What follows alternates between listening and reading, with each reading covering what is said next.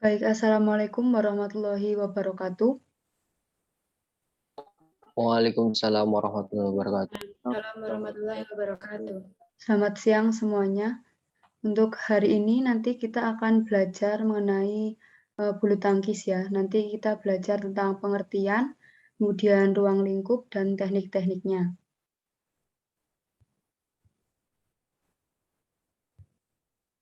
Nah, untuk kalian semua, apakah sudah ada yang tahu bulu tangkis itu seperti apa? Cuman pernah lihat aja sih. Pengertiannya sudah tahu belum? Belum ya, nanti saya akan menjelaskan.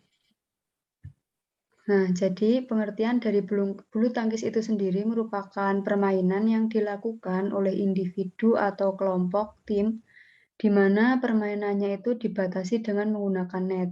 Jadi diperantarai oleh net ya. Nah, satu tim itu biasanya ada 2 orang atau 2 individu. Jadi 2 lawan 2 seperti itu.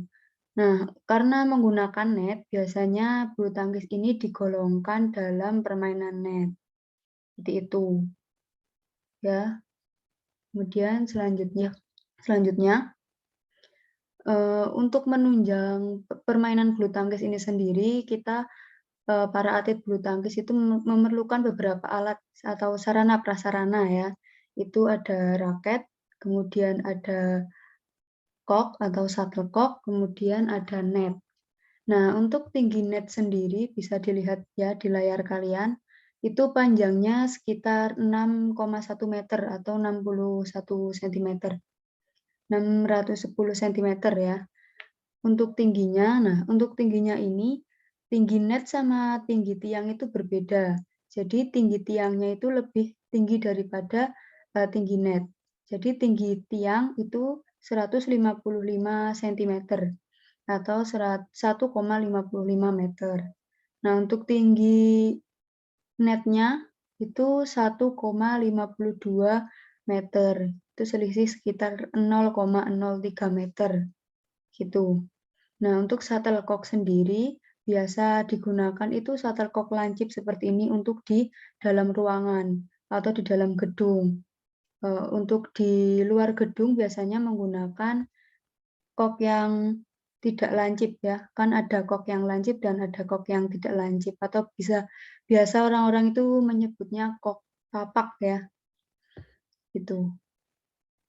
Paham ya sampai sini? Bisa dilanjut? Bisa, Bu. Oke. Untuk selanjutnya ada lapangan bulu tangkis. Nah, lapangan bulu tangkis sendiri itu berbentuk persegi panjang. Itu sekitar panjangnya itu bisa dilihat 13,40 meter dan lebarnya itu 6,10 meter.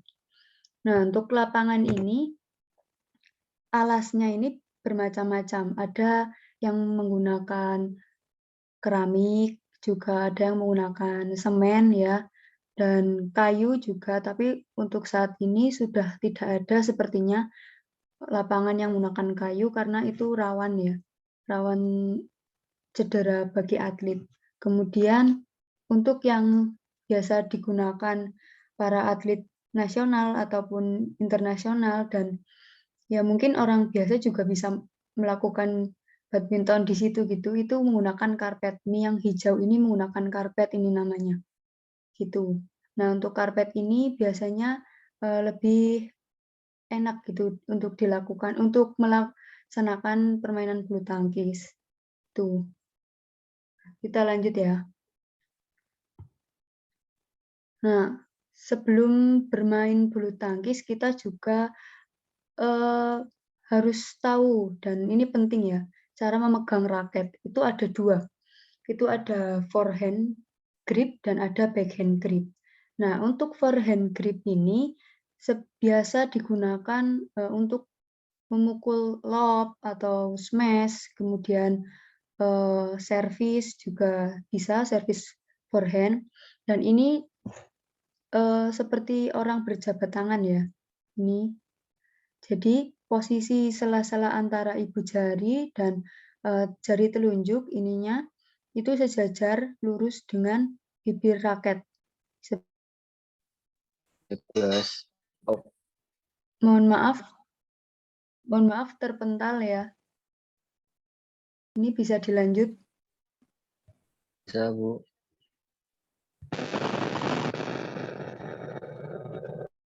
Apakah sudah terlihat?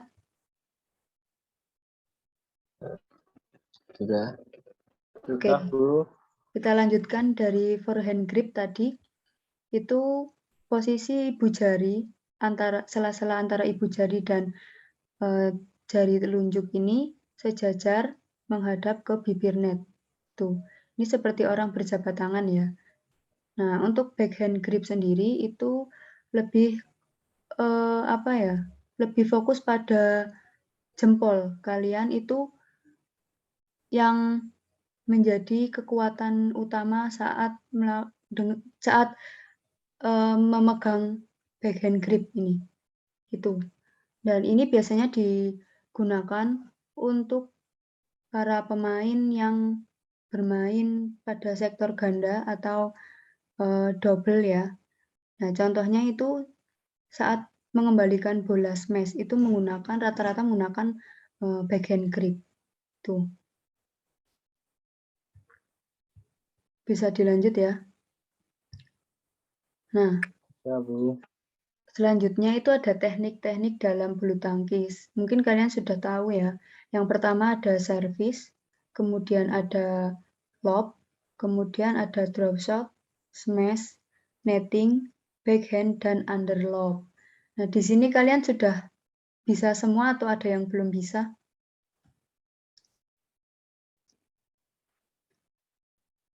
Mbak Nisa, apakah sudah Yang bisa semua? underlob. Oh, underlob itu, ya besok kita akan praktekkan ya minggu depan underlob itu yang seperti apa. Untuk sekarang kita akan belajar atau saya akan menjelaskan tentang servis terlebih dahulu. Ya. Nah, untuk servis, teknik dasar servis itu ada dua. Ada servis backhand dan ada servis forehand. Nah, untuk servis backhand ini biasa dilakukan oleh para pemain ganda untuk melakukan servis jarak pendek gitu, ya.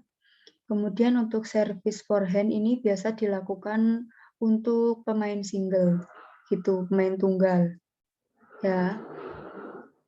Nah, servis forehand ini caranya itu yang pertama posisi badan menghadap ke net. Kemudian yang kedua, posisi shuttlecock di atas pusar. Jadi kalian memegang shuttlecock di atas pusar posisinya. Kemudian yang ketiga, pandangan mata ke arah shuttlecock dan lawan agar lebih fokus ya. Nah, yang keempat, kaki kiri berada di depan. Untuk pemain kidal bisa memposisikan ya kaki kanan yang berada di depan gitu. Kemudian selanjutnya raket diayunkan dari bawah ke depan atas diikuti dengan melepaskan shuttlecock. Jadi kalian di sini harus fokus karena saat melepaskan shuttlecock kalian harus memukulnya dengan tepat gitu. Paham ya? Atau mau ada yang ditanyakan dulu?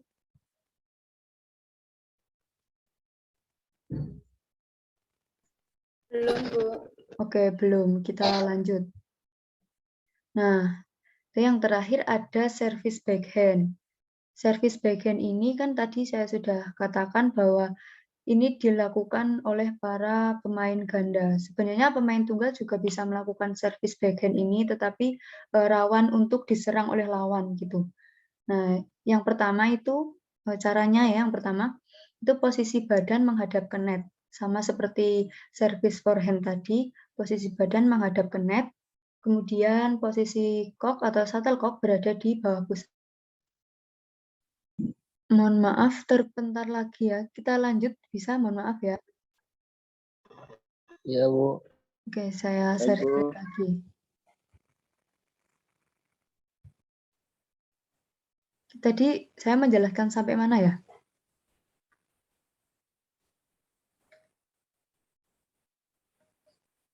Oke, kita ulang saja ya, service backhand ya. Oke, jadi service backhand ini biasa dilakukan para pemain ganda khususnya untuk melakukan servis pendek. Ya, sebenarnya saat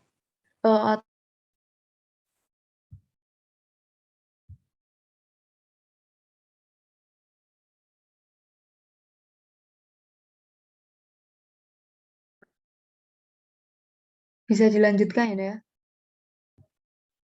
Bisa, Bu. Oke, jadi service backhand ini biasa dilakukan oleh para pemain ganda atau pemain double untuk melakukan servis pendek. Nah, caranya itu yang pertama, posisi badan menghadap ke net, itu pasti ya. Kemudian yang kedua, posisi shuttlecock atau cock berada di bawah pusar. Nah, ini perbedaan dari service backhand dan service forehand. Kemudian pandangan ke arah lawan dan shuttlecock. Dan pegangan raket menggunakan pegangan backhand. Kenapa dikatakan service backhand? Ya tadi karena menggunakan pegangan backhand. Nah yang terakhir yaitu kaki kanan berada di depan. Ini perbedaan lagi ya dari service forehand. Jadi kaki kanan itu berada di depan dan jika pemain kidal itu sebaliknya kaki kiri yang berada di depan gitu. Seperti itu. Paham ya? Atau ada yang mau ditanyakan? Paham, Bu. Oke, paham. Nah, untuk minggu depan kita langsung belajar di lapangan dan untuk minggu depannya lagi kita belajar beberapa teknik lain seperti lob ataupun smash atau netting dan underlob. Seperti itu. Ya. Baik, Baik, Bu. untuk hari ini cukup sampai sekian.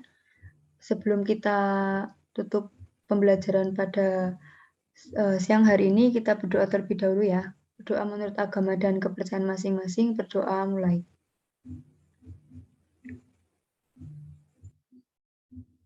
Berdoa cukup. Assalamualaikum warahmatullahi wabarakatuh. Waalaikumsalam Waalaikumsalam warahmatullahi warahmatullahi wabarakatuh. wabarakatuh.